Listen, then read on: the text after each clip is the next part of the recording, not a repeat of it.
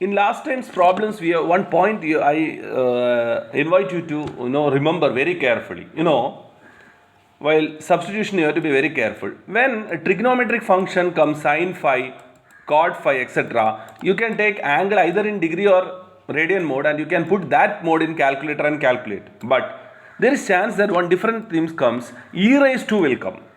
E raised to minus cot phi comes also, no problem. You can take either in degrees or radians and put your calculator in radian mode or degree mode, whatever you are substituting, and do. But there is chance that e raised to minus beta will come. Trigonometric function is not coming. On exponent, if this comes, you can't take in terms of degree, always you have to take in terms of radians per second. So assume that beta is 60 degree. So you can't calculate e raised to minus 60 degree.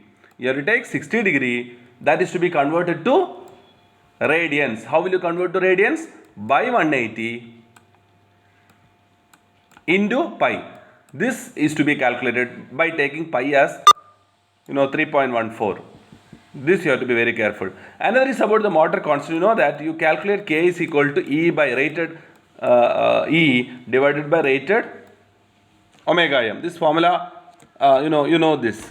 But remember, this omega m, usually it will be given in RPM, but you should not take in RPM. We want volt per radians per second. Volt per radians per second. So you can't take in terms of RPM. So you have to convert in terms of radians per second as how much?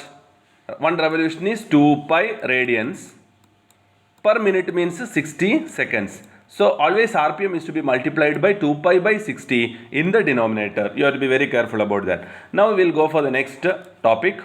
Half controlled rectifier. Half controlled rectifier means last time we have discussed four thyristors. Here we will have 2 thyristors and 2 diodes. 2 thyristors T1, T2 and 2 diodes.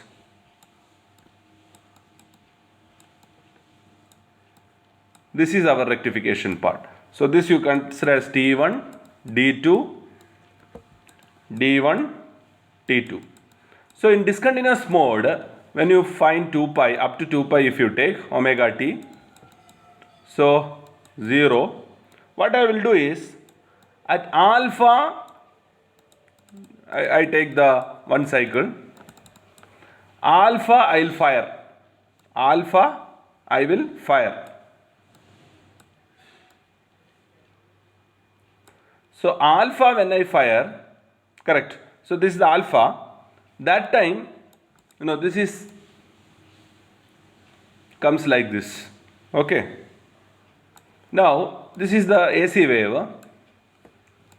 So till alpha I will not fire. Alpha I am going to fire. So when alpha I fire, the question is continuous conduction mode. Okay. Now discontinuous conduction mode we will discuss. So this is omega t. So 0, alpha. I will not discuss this case now. Pi. Okay. Now you know that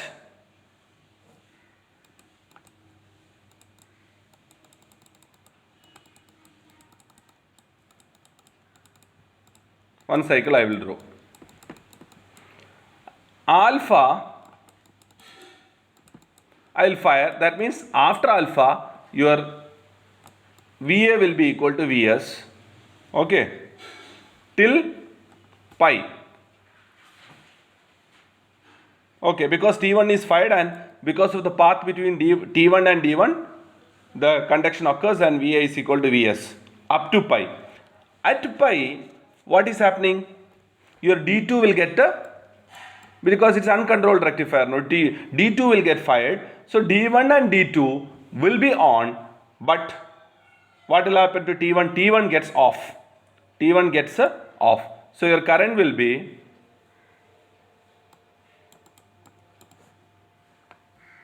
reaching 0 at B. At B, your D2 also will get off, D1 also, everything will get off. And it will remain up to pi plus alpha, where I will fire T2 and T2 and D2 will give the path. T2 and D2 will give the path. and from beta to this current is 0, that means your voltage will be there in the opposite direction, which is equal to E.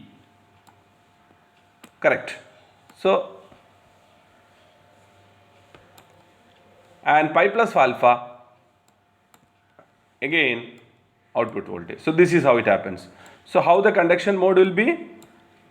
Let us take alpha, T1 is fired, D1 is also on, it continues up to pi. At pi, T1 gets a off, but your D2 gets on, so D1, D2 will be there. Up to where? Up to beta. At beta, D1, D2, everything gets off, and up to pi plus alpha, nothing will be on. After that, T2, D2 will be on. Here also, here D1, D2, T1, T2, everything will be off, and up to this value, D1 and D2 will be on. This is for discontinuous conduction mode. And for continuous conduction mode, that beta is not there. That means your voltage up to alpha, after that it goes and goes like this, up to pi,